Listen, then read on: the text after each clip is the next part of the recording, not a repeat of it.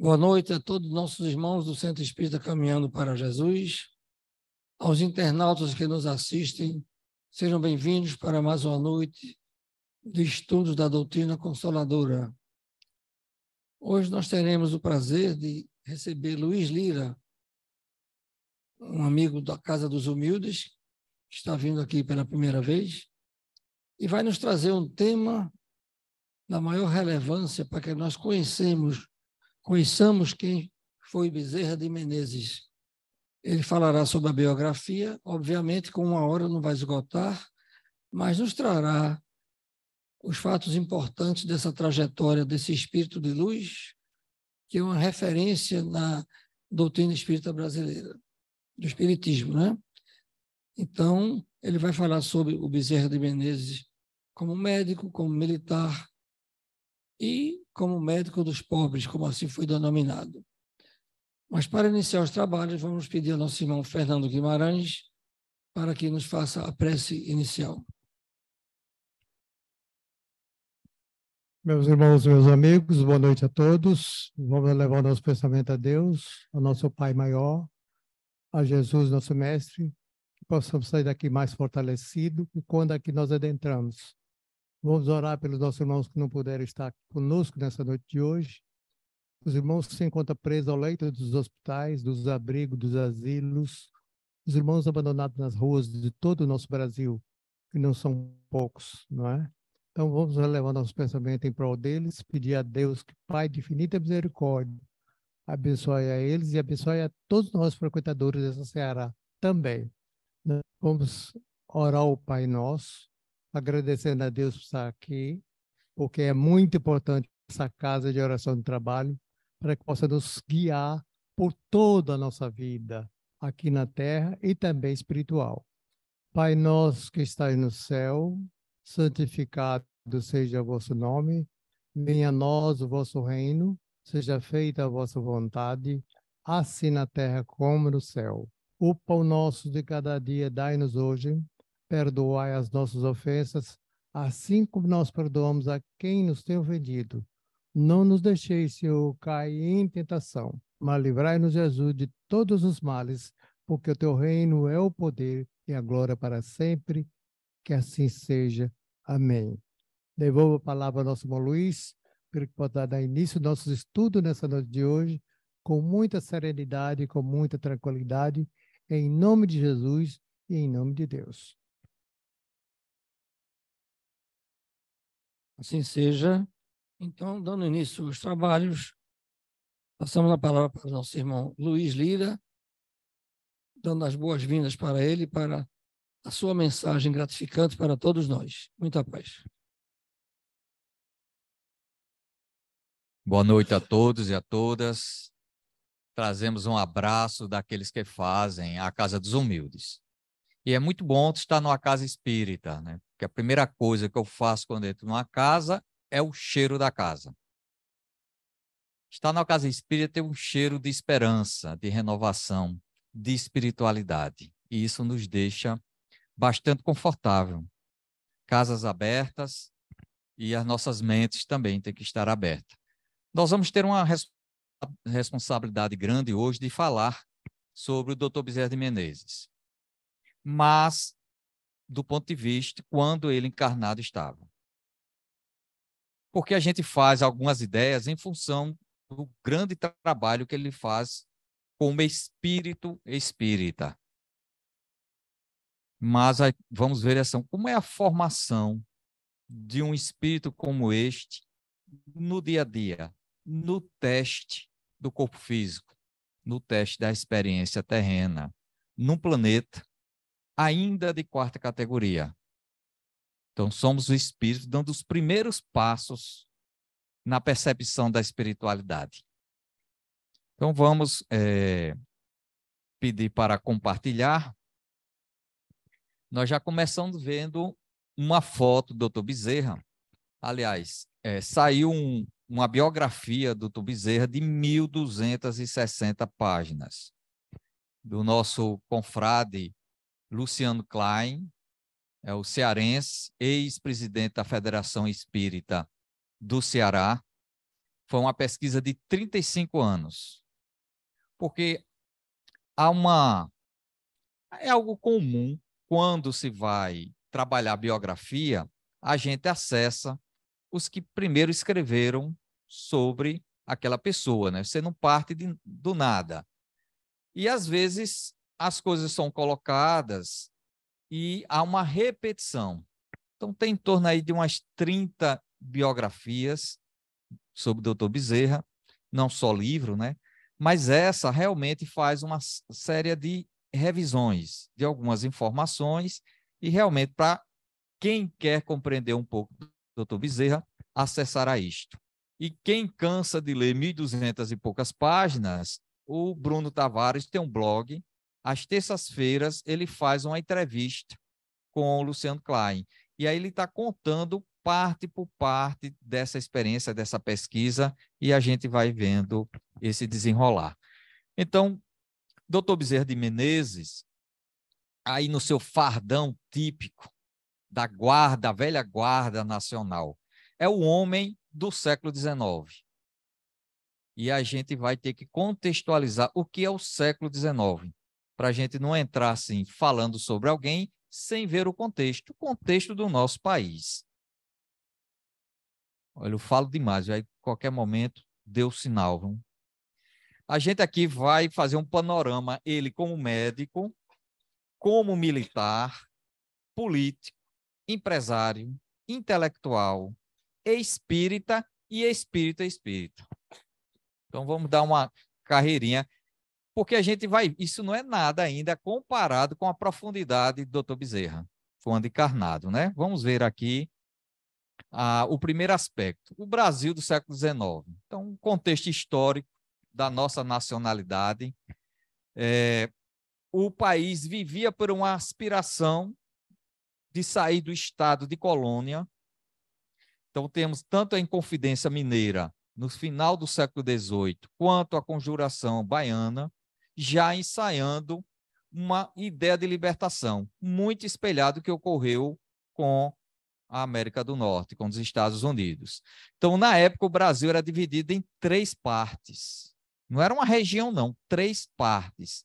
Tinha-se o estado do Brasil, onde a capital era o Rio de Janeiro, o estado do Grão-Pará e Rio Negro, que era o nome de Belém, a capital era Belém, e o estado do Maranhão e Piauí, que é São Luís. E Salvador era a capital eclesiástica e jurídica. Aliás, começou a rixa de pernambucano com o baiano a partir quando foi definido que a sede eclesiástica do Brasil era em Salvador, virada do século XVII para XVIII. Aí Pernambuco sempre reclamando dessa história. A religião oficial era a religião católica, apostólica romana. No início do século, eram 3 milhões de habitantes. Salvador é a cidade mais populosa, com 70 mil habitantes. Por isso que nas narrativas, quando a gente vê uma multidão de pessoas, a gente imagina o pessoal ali no estado do Arruda, coitado do Santa, né? Mas pouca gente, que na época era uma multidão. O Rio de Janeiro tinha 50 mil habitantes e no final do século o Brasil já tinha 8 milhões de habitantes, ou seja, não cabia nem São Paulo de hoje. Você imagina daqui a um século, como é que não vai ser aqui o Brasil. Os acontecimentos mais importantes do século XIX, que foram grandes para a nossa nação. Primeira chegada da família real em 1808. Isso foi um impacto. Você imagina chegar no Rio de Janeiro, na cidade, tem uns 25 mil habitantes da cidade. Chegaram 16 mil pessoas da corte da noite para o dia. Mudou a cultura da cidade. Foi um salto que o Brasil teve que sair daquela visão colonialista e rural para uma visão de um ambiente europeu. E também um impacto para aqueles que assim chegaram. Nós vamos ter, então, guerras, descobertas importantes no nosso país e muitas batalhas pelo poder, inclusive pela cisão do nosso país. A sociedade era rural, embora a maior parte das pessoas residiam em zonas urbanas. altamente caóticas. Se a gente hoje reclama um pouco das nossas cidades, século XIX as cidades eram um caos em tudo que a gente pode imaginar. O espaço urbano pouco organizado, não tinha saneamento, luz elétrica menos ainda, era gás.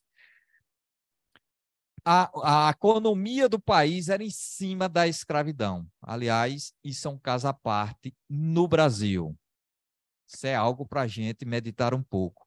Foi a maior escravidão em tempo da história da humanidade, mais de 400 anos. E a maior em volume. No início do século XIX, a cada 10 pessoas do Brasil, 8 eram escravas. E nós ainda não, na atualidade, ainda temos requisitos da escravidão. A gente vê a estrutura do nosso lar, que sempre tem uma área, um quarto de serviço, um quarto da empregada. Isso ainda é reminiscência da escravatura que a gente ainda não superou. Que mais? Todos tinham escravos. Todos têm escravos. Porque era algo ético, moral. Não se tinha acesso à água, precisava de braços. Então, todos tinham. A igreja, escravos aforreados, tinham escravos também. Quem construiu o nosso país, o chão que a gente pisa, foi a escravatura. A gente tem um grande débito para com a África. Os nossos índios não, foram expulsos devidamente, isolados para os matos da vida. Então, a família real chega, causou esse impacto e a abolição de forma em lei só em 1988, pouco mais do que 100 anos. Então, a gente tem ainda muito a pensar em termos de nação na questão da cidadania. Então, aqui uma visão cronológica do século XIX, era de 1808 até a República, 1889. Foram tantas mudanças no século que os próximos ainda é reflexo do que ocorreu no século XIX. Então, nós tivemos a família real aportando o Brasil sendo agora elegeu-se como status de reino, não mais de colônia. Criou-se uma monarquia parlamentar portuguesa em 1821. 22 foi a independência do Brasil. De 22 a 89, o Império do Brasil. A primeira Constituição, 1824, é tudo muito recente. A Guerra do Paraguai, a Lei Áurea e a República. Aqui os principais fatos da vida do Dr. Bezerra. Aí vem o seu nascimento no início do século. Nasceu numa família ruralista, no estado do Ceará, uma família política, ligada ao Partido Liberal. O seu avô, Antônio Bezerra, inclusive foi exilado. O seu pai, o seu irmão mais velho, todos eles ligados à política dentro lá do estado do Ceará. E ser ligado a políticas é a questão de tomar partido com seus altos e baixos. Se graduou em medicina no Rio de Janeiro. A família dele era uma família, como naquela época, patriarcal, com muitos filhos, e ele foi tentar, no Rio de Janeiro, ser médico. E aí ele se forma, a gente vai ver ele como cirurgião tenente do Exército, casou-se, teve 2 filhos, depois ele foi ser vereador no Rio de Janeiro. Sua primeira esposa desencarna, ele tem a sua segunda núpcias. Então, o doutor Bezerra teve 16 filhos, já diferente das biografias antigas, né, que só falavam em torno de 8, foram 16 filhos. Foi deputado, depois escreve um livro sobre escravidão em 1869, tem atividades empresariais de 72 a 75, volta a ser vereador, foi presidente da Câmara, que na época era equivalente a prefeito. Então, ele foi prefeito da cidade do Rio de Janeiro, voltou a ser deputado, fez seu primeiro discurso como espírita, embora tenha quase 10 anos que ele tenha lido o Livro dos Espíritos e colocado como espírita. Ele organiza, em 1889, os estudos do Livro Espírita. O Livro dos Espíritos, quando a gente lê e estuda na casa espírita, foi uma implantação do Dr. Bezerra de Menezes. Em 1891, menos de um ano do lançamento do livro Obras Póstumas, ele traduz para o português, foi presidente da FEB, desencarna em 1900, 5 anos depois ele já está dando a sua primeira mensagem como espírita. Está aí uma visão geral que a gente vai determinar. Então, seu campo como médico, ele cursou medicina e ele, ao se formar, ele foi para a Santa Casa de Misericórdia no Rio de Janeiro e ele se especializou o que hoje seria a urologia. E ele estudou as doenças venéreas da época e ele se formou com a tese sobre o cancro, que é uma das doenças venéreas lá estudada. Inclusive, ele herdou equipamentos da área da urologia de um professor dele e, com isso, permitiu dele fazer algumas pesquisas. Ele toma posse na Academia Imperial de Medicina, utilizando essa tese, algumas considerações sobre o cancro encarado do seu lado do tratamento. E aí foi quando houve uma mudança, onde ele se candidatou a uma vaga para ser médico na seção de cirurgia da faculdade. Aí ele passa. Então, sua atuação, ele já, a partir de médico, ele já está atendendo a comunidade carente. Então, aquela alcunha que é dada, o médico dos pobres, já começou desde a sua origem. Não foi algo quando se tornou espírita, mas já desde a sua ação como médico. O que é que a gente poderia extrair de uma colocação do Dr. Bezerra quando ele era médico? Essa mensagem que é muito interessante para a gente. Olha, o médico verdadeiro é isto: não tem o direito de acabar a refeição, de escolher a hora, de inquirir se o local é perto ou longe para fazer o atendimento. O que não acode por estar com visitas, por ter trabalhado e achar-se fatigado, ou por ser alta à noite, mal o caminho ou tempo, se fica perto ou longe dos morros, que morava no Rio. O que, sobretudo, pede um carro a quem não tem como lhe pagar a receita. Ou diz a quem lhe chora a porta que procure outro, que naquele momento não está disponível. Esse não é médico, é negociante da medicina, que trabalha para recolher capital e juros do gasto da formatura. Isso é uma lição de vida para todos nós. Ele está ligado à medicina porque ele é ali como um médico, mas isso poderia ser para todo profissional. Então, nota-se uma pessoa muito engajada na sua profissão, de um lado humanista. Agora, ele aqui como militar.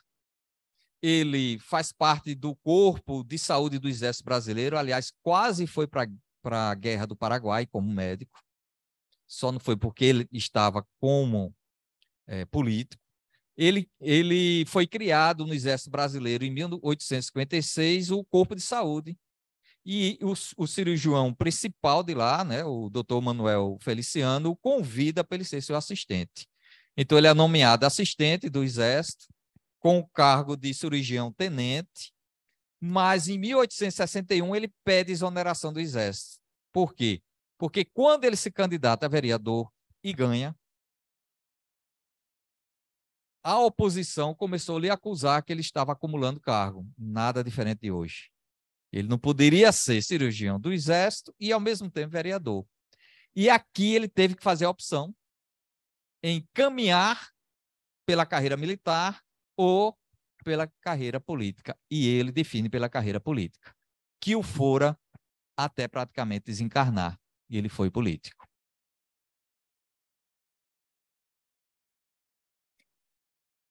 O campo de ação dele como política, a gente coloca aqui de 60 a 85 por conta da legislatura, mas ele continuou no partido, ainda se candidatou na época da República a senador.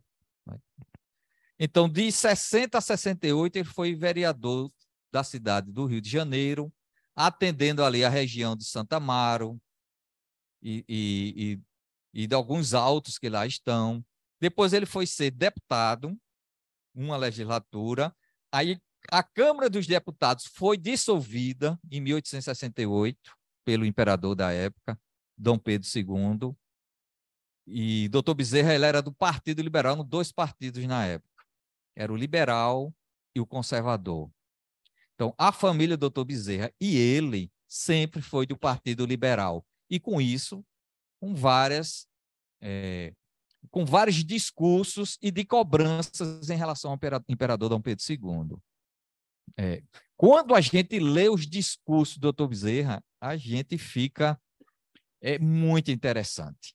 Primeiro, a finura com que ele faz o discurso. Segundo, uma ironia muito fina e uma cobrança o tempo todo em cima do imperador. E olha que a Câmara na qual ele participava era o pessoal de maior alto nível, era um Joaquim Nabuco, um Rui Barbosa, e debater com estes não era fácil, né? Por isso que ele nunca teve um cargo de ministro, porque realmente ele sempre era oposição. Que mais? A Câmara foi dissolvida, ele volta a ser vereador, e aí é quando ele vai ser prefeito da cidade do Rio de Janeiro. E a gente vê a ação dele como prefeito, muito voltado a estabelecer uma urbanização do Rio, dar acesso aos morros, a questão do matadouro, que era uma questão lá horrível de saúde pública, e ele, como médico, atuava muito nisso. Mas a visão do Dr. Bezerra, ele tinha uma visão administrativa muito apurada para a cidade, né? Isso ele colaborou muito bem. Depois ele volta a ser deputado. Então, tem algumas iniciativas que eu trouxe aqui como exemplo. Por exemplo, ele é que regulou a lei do trabalho doméstico no Brasil. A primeira lei para regular isto. E a gente vê que até hoje, eu acho que alguns anos atrás, quando disse, olha, vai ter que assinar a carteira dos profissionais do lar. Foi uma confusão, né? Vai ter demissão, o pessoal vai morrer de fome, ou seja, requisitos da escravatura. Nós que temos a nossa carteira assinada, a gente procura os nossos direitos. Mas os trabalhadores da nossa casa, não, ali eu estou dando uma chance. Ele estava lá no interior, trouxe para cá 2, 3 refeições no dia. E nós, como espíritas, temos que estar muito alerta. Olha o exemplo do Dr. Bezerra, primeira legislatura, o aviso prévio de 30 dias, Dr. Bezerra. Denunciou os perigos da poluição, já preocupado com a questão do meio ambiente. E ele era membro da Comissão de Obras Públicas de Redação e Orçamento. Ele sabia realmente como elaborar um orçamento e fiscalizar um orçamento. Estou me lembrando aqui um discurso dele, que teve uma discussão grande com Rui Barbosa, porque Dr. Bezerra foi defender o direito. Você vê como é que estava o Brasil próximo da República. Quando ele foi defender que as congregações religiosas católicas tinham o direito de fazer o seu cemitério. Aí Joaquim Nabuco diz, você tem muita coragem de falar de religião aqui dentro do parlamento. A religião já sendo escanteada das discussões políticas, nada como o chamado século da modernidade, quando a religião sai do aspecto normativo da sociedade e vai para um aspecto particular de cada um, porque a ciência aí assume, aí sim, os ditames da natureza normativa. O que é que a gente pode aprender dele como político? Ele disse o seguinte, olha, que a política, como eu a compreendo, não é uma especulação dos homens, é uma religião. A religião da pátria, tão sagrada e obrigatória como o culto das verdades eternas que constitui a religião de Deus.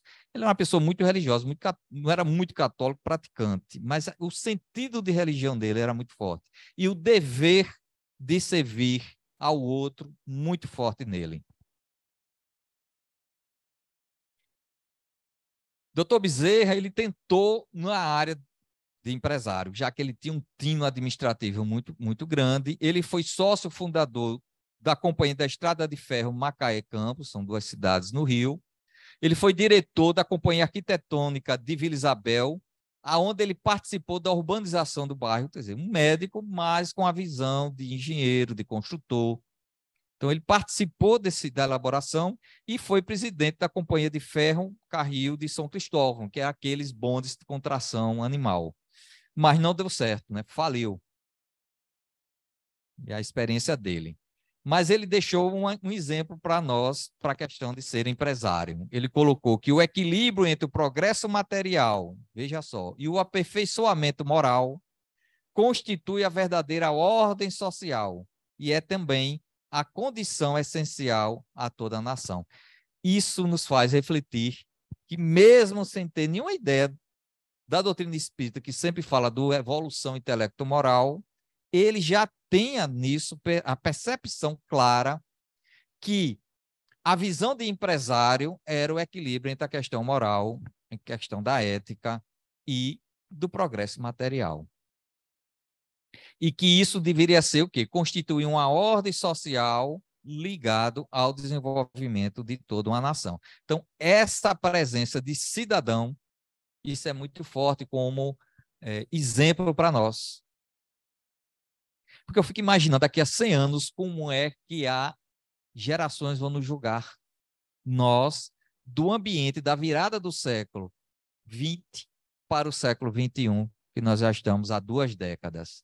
Como é que seremos vistos? Como omissos?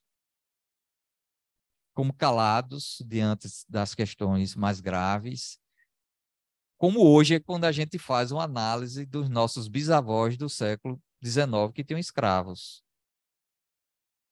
Então, guardadas as devidas proporções, vão nos analisar realmente com uma condição muito boa não, viu? Os nossos bisnetos vão cobrar muito da gente, né? Da nossa participação enquanto cidadãos, enquanto cidadãs.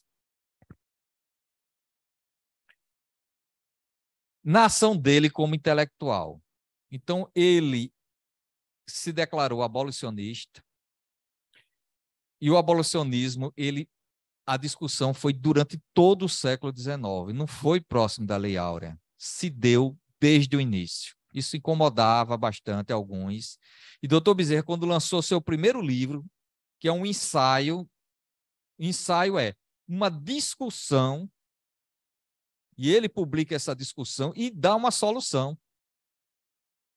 E o livro é interessante, a escravidão no Brasil e as medidas que convém tomar para extingui-la sem dano para a nação. Então, ele defende a liberdade aos escravos e a inserção dos escravos na sociedade, o que não ocorreu no Brasil. Então, a visão dele, este livro, o que é que ele vai? Ele observou o que acontecia no Ceará, que ele sempre foi ligado ao estado dele, embora político no Rio de Janeiro, nunca deixou de estar olhando o estado do Ceará. Então, o Ceará passou por uma seca muito grande que dizimou o estado. E o que ocorreu? Os escravos foram libertados, que iam morrer todos de fome. E depois que a seca passou, esses escravos não voltaram mais como escravos. Aqueles que retornaram como trabalhadores, assalariados. E Dr. Bezerra, então, observou que o seu estado, não tendo mais escravidão, não foi à bancarrota, como se apregoava o poder econômico da época, que se tirar a escravatura, o Brasil ia à bancarrota. Aí ele faz esse trabalho e diz, olha, mas não basta libertar os escravos, tem que inseri-los na sociedade. E a forma que ele colocou e defendeu pela educação. Precisa colocar educação. Sem educação, eles não vão ter mobilidade social. Depois de 100 anos, ainda está em discussão as cotas nas universidades para facilitar a mobilidade social daqueles que descenderam de povos de outras regiões e situação que foram transplantados à força do capital econômico, e aqui instituídos para poder construir uma nação no qual nós usufruímos, mas poucos damos retorno. E esse retorno, não estamos falando do retorno financeiro, mas da gratidão com várias nações da África. Somos devedores, porque ainda temos um preconceito, um racismo estrutural. Estrutural que já está na estrutura mental da própria educação ainda no nosso país. Ainda na linguagem, no acesso aos cargos. Quando alguma coisa dá errada, sempre é alguém que é a cor da pele mais escura, que é uma questão relativa, porque quem viaja o mundo tem regiões que você passa como branco, tem regiões que você passa como negro. E a gente tira a capacidade do outro pela aparência. Tem algo mais primitivo do que isto? Não tem, mas ainda somos assim. E Dr. Bezerra já há mais de um século colocando que a educação era o ponto importante. E ele foi redator de vários jornais na época, era poliglota, sabia o português, latim, ele dava aula de latim, espanhol, francês, e ele escreveu mais de 40 livros de santo ser espírita. E esses livros, agora, a Federação Espírita Brasileira está começando a publicar alguns. Alguns livros dele já estão saindo, né? A Pérola Negra é muito interessante, saiu agora. Instituições do qual ele participou.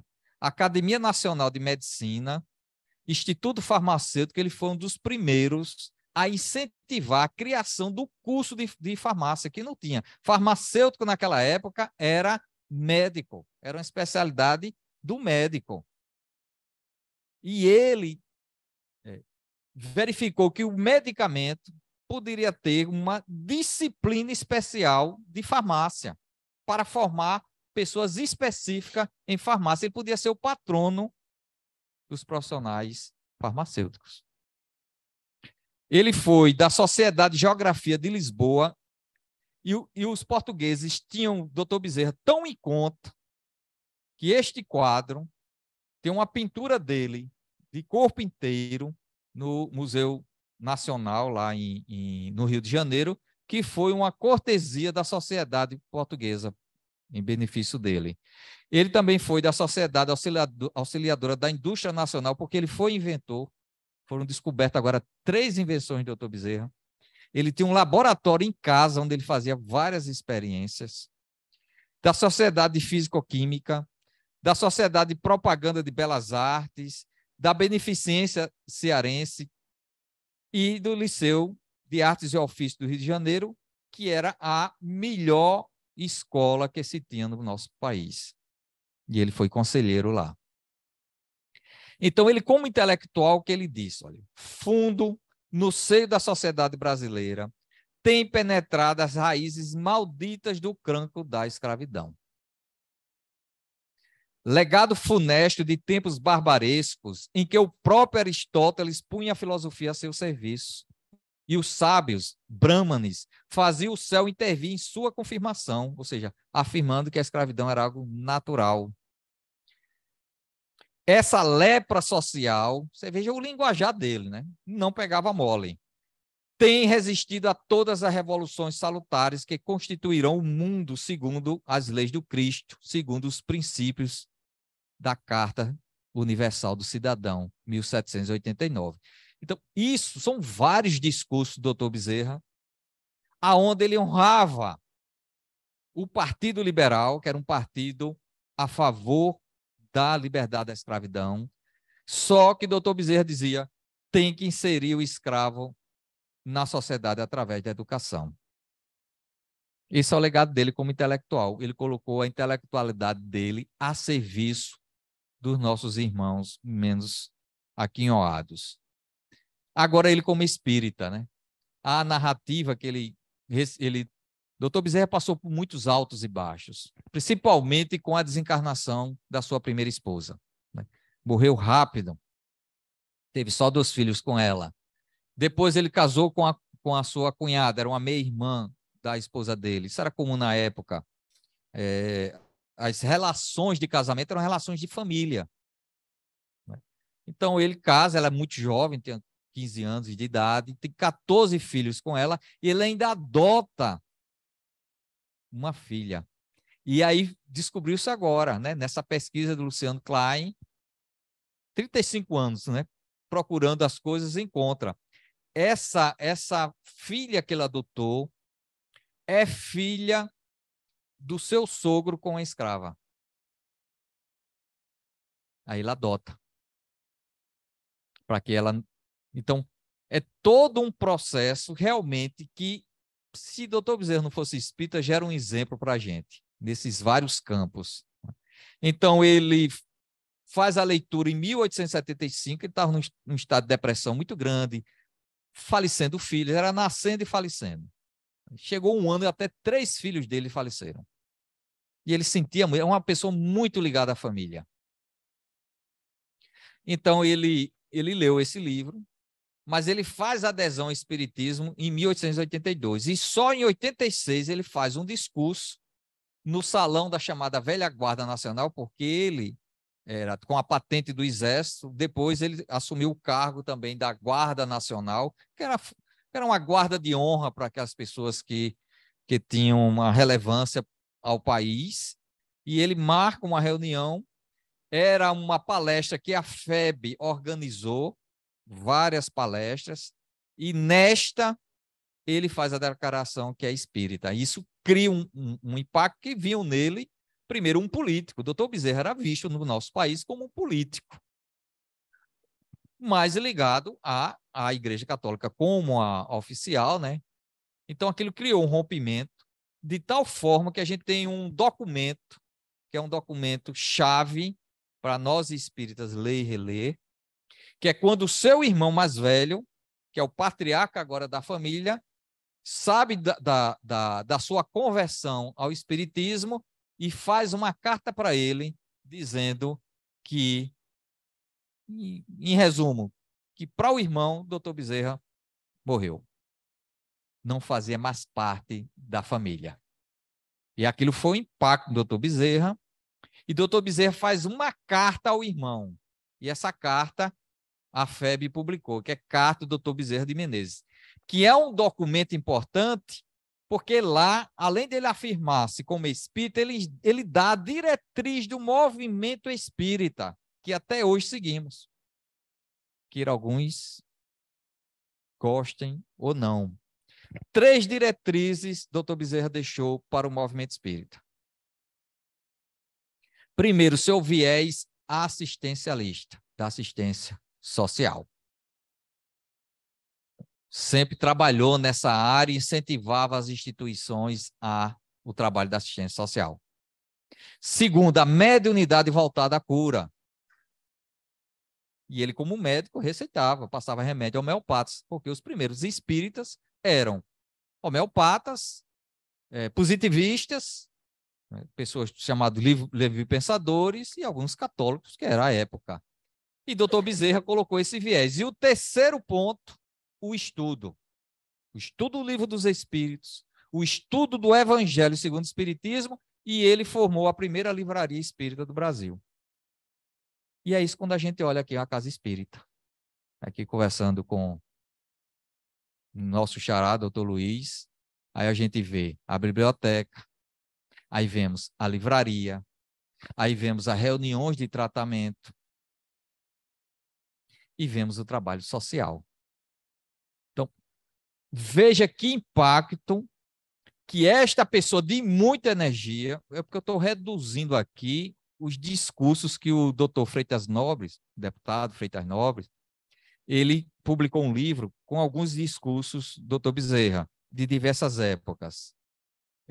Luciano Klein pesquisou tudo que pôde dos seus discursos. Realmente, cada discurso desse é um aprendizado nosso de como nós, cidadão, não devemos nos calar diante de alguma atitude que compete a nós. Porque a gente, quando fala, a gente sempre fala do governo dos políticos, né?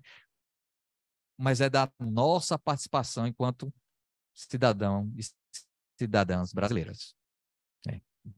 Aonde vivemos num país do maior abismo social que se tem, talvez comparado com a Índia. Chama muito atenção quando a gente visita os outros países em trabalho, a disparidade salarial no Brasil. Olha, não tem como, só na Índia. Na Europa, a diferença entre aqueles que estão na base de uma empresa, ao executivo, ao cargo de gerência, não é mais do que 2,5 a 3 vezes o salário. Porque no Brasil é 50 vezes. Tem algo muito errado na nossa sociedade. Muito errado, que a gente precisa rever isso. Então, o doutor Bezerra, ele na sua ação, né, no direcionamento do movimento espírita, ele viu que o nosso país é um país de pobreza. Não tem como deixar a assistência social de lado. Por mais que diz, não, é assistencialismo. Eu fico mordendo minha língua. Eu já tenho algum tempo de ser espírita, e no início eu falava muito isso. Não, e a doutrina e tal. Mas a gente vai amadurecendo e vendo a dificuldade.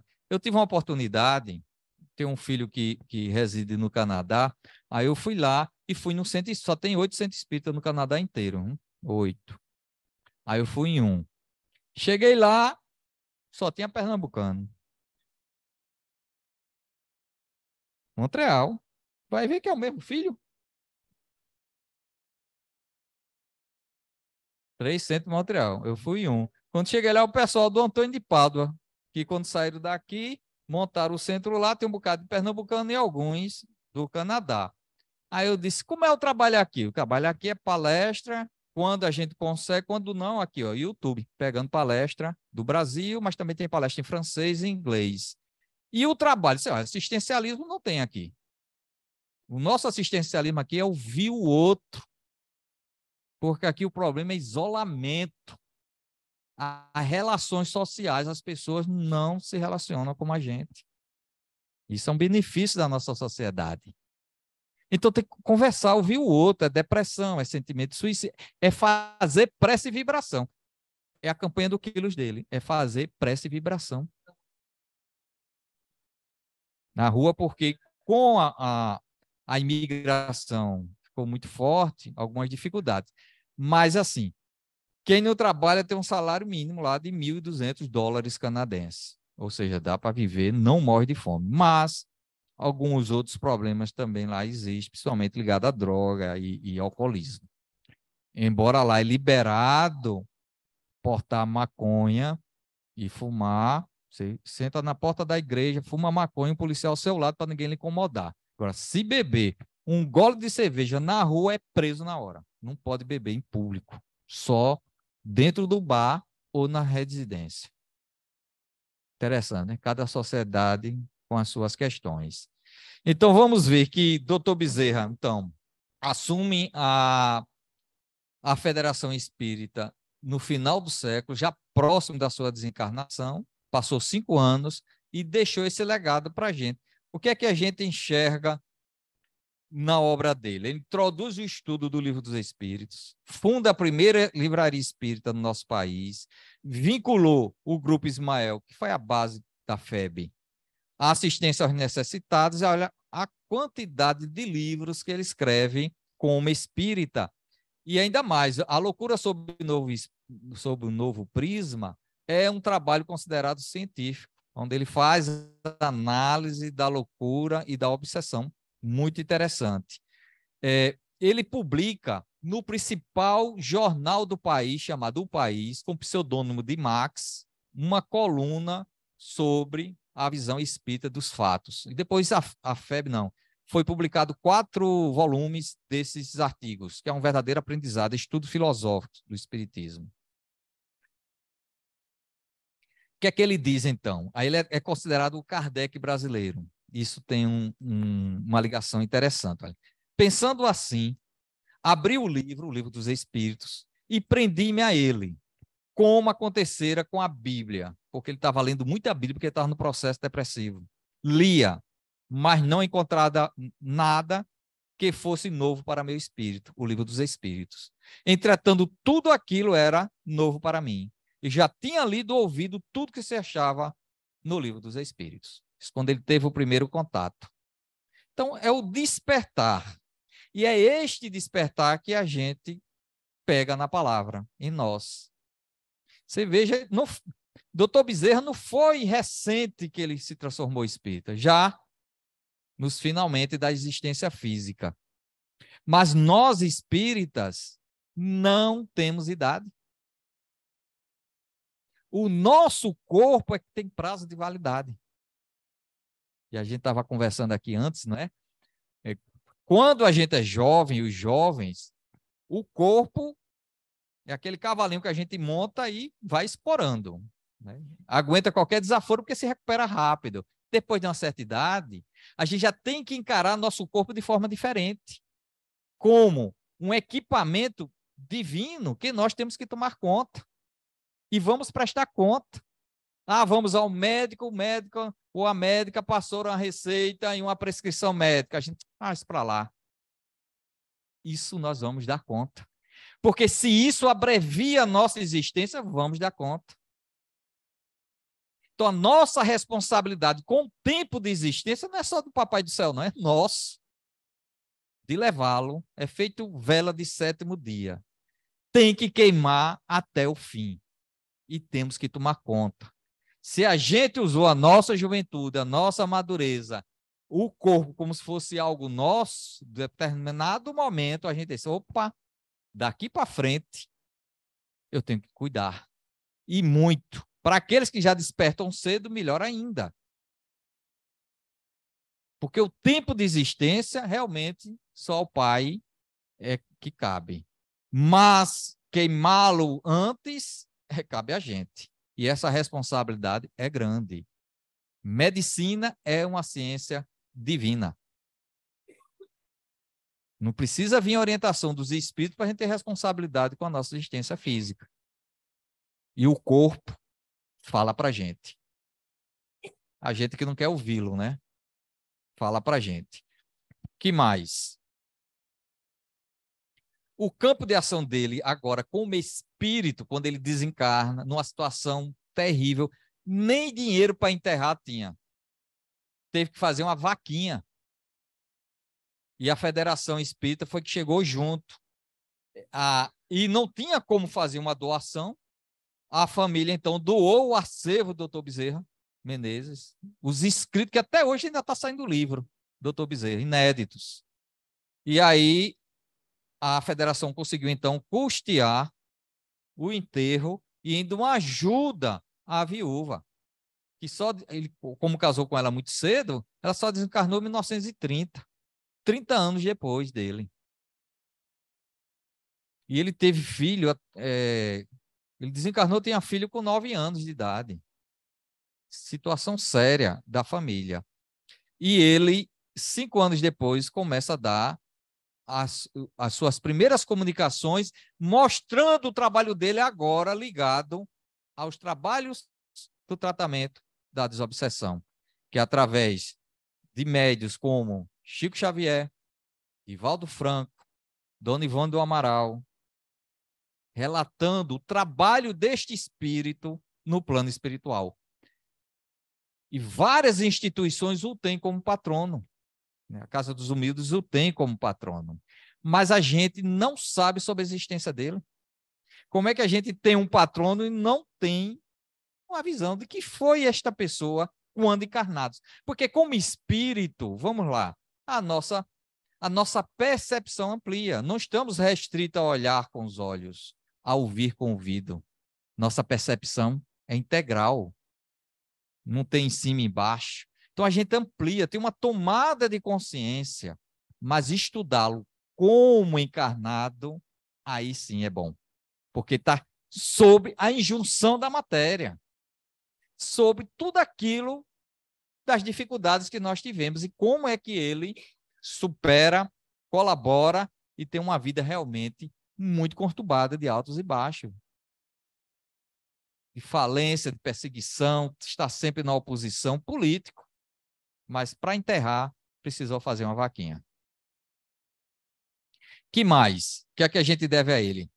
Então, ele escreveu cerca de 25 livros por diversos médiuns, está aí. É interessante um trabalho que está se fazendo de comparando suas comunicações por médios diferentes. Tem nuances realmente diferentes. Centenas de espíritos coloca como guia e tem a narrativa de quando ele desencarnou, o encontro dele com Celina, ele pedindo para continuar ainda no planeta Terra, um planeta de 4ª categoria, para servir aos espíritos, espíritas e não espíritas, que tem uma narração do trabalho dele num centro de Umbanda, ajudando, porque onde há o bem, aí está. E a gente conclui com essa grande discussão. Kardec escreveu algumas previsões que os espíritos conversavam com ele. E uma delas era sobre quem seria o sucessor. Kardec preocupado. Por quê? Porque ele estava na Sociedade Parisiense de Estudos Espíritas, que ele fundou, e só era briga e encrenca na sociedade espírita. Por isso, quando a gente vai numa casa espírita, olha, eu estou no movimento espírita há uns 40 anos. Ah, mas aquela casa é cheia de problemas. Eu disse, olha, já começou com Kardec. Kardec, no primeiro ano, já renunciou à presidência. Não é fácil. Convivência não é fácil. Não tem paraíso. Tem pessoas humanas, com as suas falhas, com as suas virtudes. É o que somos. Por isso, a tolerância, a maior virtude nossa, nas instituições, qualquer nível que seja. Então, Kardec, preocupado assim, ele sabia que tinha um tempo que ia desencarnar, ele ficava medindo ali uns 10 anos, ficava fazendo as contas, que era para concluir o trabalho dele. E ele ficava preocupado, quem vai me suceder? Quem vai levar o espiritismo? E os espíritos disseram, olha, aí essa mensagem, isso para Kardec, o espírito dizendo, ó, sua tarefa será assim, aliás, os espíritos falando para Kardec como seria o sucessor de Kardec. Porque como a gente é muito materialista da existência física, tudo que a gente vem do plano espiritual, a gente toma ao pé da... A coisa mais complicada é entender que um espírito diz. Porque o ponto de vista é outro. Quando as casas espíritas fecharam, Casa dos Unidos fechou da noite para o dia, a gente vamos fazer a reunião com o plano espiritual. Como é que vai ser esse negócio agora? Como é que você reuniões que não tem aquela história, né? O médium tem que estar na reunião, se desenvolvendo, fora do centro espírita. Como é que é? Todo mundo está fora do centro espírita. E agora? Foram 3 anos. O que é que disse o plano espiritual? Não, vai ter dificuldades. No início da pandemia, vai ter dificuldade, vai fechar a casa, tem que seguir as regras. Aí vem aquela pergunta de encarnado, né? Não é nem de espírito, de encarnado. E vai morrer muita gente, isso qual é o problema? A gente está tudo morto do lado de cá. Então a gente tem que ter essa preocupação com vida e com morte física. O desencarnado não tem. Por isso que a pior coisa é, fulano ou fulana vai ficar bom? Não faça nunca uma pergunta dessa. Vai, aí no outro dia desencarna. Você não disse que ia ficar, tá bonzinho. Divaldo conta muito essa história, né? Ele passou uma perrengue terrível com isso, né? Foi dizer que a pessoa ia ficar boa, a pessoa desencarnou, ele dando a palestra, a senhora entra e diz, você é um médium mentiroso. Você disse que o meu esposo ia ficar bom, ele morreu. Você e doutor Bezerra são 2 charlatões. Aí ele foi chorar as pitangas, doutor Bezerra chegou, o que foi, Divaldo? Você ainda pergunta? Fui destratado. Está bonzinho ele aqui, ó. Fala aí para ele, ó. Ué, tá bonzinho, Divaldo. A linguagem dos espíritos é um ponto de vista. Então, e Kardec achava que o sucessor dele era onde? Na França. Não foi. Pelo menos é o que se indica, né? Isso aí é uma pesquisa que eu ainda estou em andamento. Aí os espíritos dizendo para Kardec, olha, a tarefa de quem vai lhe suceder será facilitada, porque o caminho já estará todo traçado, ou seja, a codificação já estaria escrita. Se ele daí se afastasse, ou seja, se o seu sucessor se afastar, ele vai se perder a si próprio. Por quê? Porque nós temos livre-arbítrio, que a gente, olha, é um perigo danado, de a gente se sentir missionário. Missionário de quê? A gente tem um livre-arbítrio e pode não assumir. Como já se perderam muitos. Aliás, a maior dificuldade era médium na sociedade parisiense. Poucos ficavam. Trabalhava há pouco tempo com Kardec. Médium com Kardec era meio apertado, sabe? Não tinha muita coisa, não. Ninguém nem conhecia o nome dos médicos, ele botava só a primeira inicial e ponto. E muitos médicos saíram por causa disso, que não era reconhecido. Diferente de hoje, né? A referida tarefa, porém, será mais penosa em outro sentido. Não era mais o sentido de constituir a doutrina espírita, mas estabelecer no Brasil as linhas de um movimento espírita. de um movimento espírita que agora não está mais no seu aspecto de formação da questão doutrinária, mas de inserção na sociedade. E no Brasil ele teria que ser inserido através da assistência social, da assistência mediúnica e do estudo e da livraria. Algo difícil de você unir essas três questões. E mais ainda, quando saiu primeiro a revisão do Código Penal brasileiro na República, as casas espíritas começaram a ser fechadas, aquelas que tinham tratamento, porque era charlatanismo. E doutor Bezerra tem que fazer a defesa. E a partir daí o espiritismo se afirmou como religião para escapar de ser fechado. É muita história, né? Aí ele coloca o espírito para Kardec. A ti, Kardec, te incumbe o encargo da concepção da doutrina espírita e a dele da execução. De inserir a execução aqui é inserir na sociedade. Pelo que terá que ser homem de energia e de ação. E a gente só imagina o doutor Bezerra de Menezes, aquele anjinho, né? Valeu o discurso dele. Eu li aqui uns pedaços. Era pau. Era fino, mas muito duro. Admira aqui a sabedoria de Deus na escolha de seus mandatários. Tu, Kardec, possuis as qualidades que eram necessárias ao trabalho que tens a realizar. Porém, porque a gente tem uma ideia de, principalmente nós espíritos, que tudo é espírito superior, é espírito puro. Não. Né? Perfeito só o Pai. E Jesus como guia e modelo. Então, tu, Kardec, tinhas as habilidades necessárias para constituir a doutrina espírita, mas não tem a que ele tem.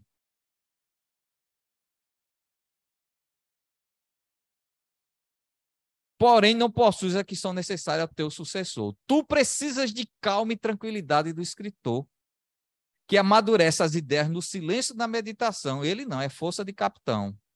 E valeu os discursos do doutor. Vai ver a vida do doutor Bezerra de Menezes. É muita ação. Comanda um navio segundo as regras da ciência. A ciência aqui é conhecimento. Exonerado do trabalho de criar a doutrina espírita, que sobre o seu peso, Kardec, você vai desencarnar, e desencarnou. E a gente nem lê a codificação em memória a Kardec, né? Desencarnou fazendo a codificação e divulgando na revista espírita. No mínimo que a gente tem que fazer é ler a codificação em homenagem a Kardec, pelo período de existência dele. Ele terá mais liberdade para aplicar todas as suas faculdades ao desenvolvimento e à consolidação do edifício. Consolidação de inserção numa sociedade. Aí Kardec pergunta, poderás dizer-nos se a escolha do meu sucessor já está feita? Aí disse, está sem estar. Dado que o homem, dispondo de livre-arbítrio, pode, no último momento, recuar diante da tarefa que ele próprio elegeu. É também dispensável que ele dê prova de si, da capacidade de devotamento, desinteresse, humildade. Se deixasse levar apenas pela ambição e pelo desejo de primar, certamente ele é posto de lado. Ou seja, missão se começa no berço. Divergiu, os espíritos carregam para o outro lado. É assim. Deus não improvisa. E ninguém sabe se vai dar certo. Aí a gente lembra o nosso grande exemplo de homem, de pessoa, de espírita, Chico Xavier. Não é de mediunidade, é de pessoa. Quando Emmanuel disse disciplina no pensar, disciplina no falar e disciplina no fazer, 3 vezes disciplina, ele sabia como um exemplo e antena aberta para o mundo dos espíritos que a menor pisada em falso, os espíritos iam levá-lo à grande dificuldade. Então, o doutor Bezerra, ele é o sucessor de Kardec por conta dessa predição de inserir o espiritismo na sociedade. No Brasil, está bem estabelecido. No mundo, os brasileiros estão levando a vários países. Mas espiritismo é a mensagem do espírito. Então, a gente pensar que o mundo vai ser espírita, isso aqui é uma visão que não conhece o mundo. Agora, o mundo ter visão da reencarnação, da mediunidade, Deus e vida após a morte, será assim. Muita paz e desculpa o alongamento. Que Jesus esteja conosco.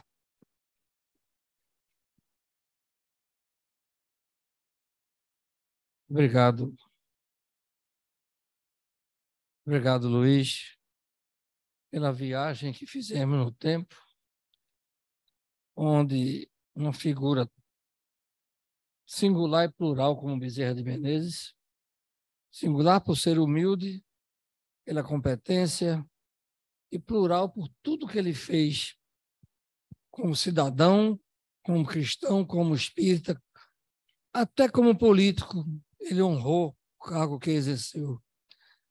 E ele que defendeu tanto a abolição da escravatura, e nós ainda somos escravos da ignorância. Um exemplo que merece ser seguido e ser lida toda essa história exuberante de uma criatura que deixou um exemplo ímpar para todos nós. E desta forma, agradecendo a sua presença e pedindo que volte sempre à nossa casa, peço à nossa irmã Márcia para que faça a prece de encerramento. Pai Celestial, Mestre Jesus, mentores dessa casa, agradecemos por esta noite, uma noite que nos foi trazida tantos conhecimentos, vários aspectos da vida do Dr. Bezerra, que certamente nós não temos tanto conhecimento, tanta oportunidade de saber todos esses detalhes que nos foi trazido hoje. E é uma lição, um espírito que veio em missão, acredito eu, em missão elevadíssimo, e que possamos aprender um pouco de todo esse legado que ele deixou. Que possamos agradecer a Deus por estarmos hoje aqui, merecendo ouvir essa palestra, termos mais conhecimento e que possamos também, com isso, estudarmos mais, aprofundarmos mais, não só na sua biografia, mas como a doutrina espírita como um todo, que é muito importante, o estudo, o aprendizado e, mais ainda, colocar em prática, que possamos sair hoje daqui mais fortalecidos, com a proteção de Deus, agradecendo toda a inspiração que nos foi dado aqui ao nosso irmão orador, pela essa paz, pela essa harmonia, por todos os fluidos que foram trazidos aqui neste ambiente. E que o Dr. Bezerra de Menezes e sua equipe sempre possa nos ajudar, a cada um de nós, a cada um de nossos parentes e famílias que estejam em desequilíbrio físico, em desequilíbrio espiritual, nos hospitais, que sempre possamos mentalizar e pedir sua ajuda nas horas de mais necessidade que passamos, todos nós passamos.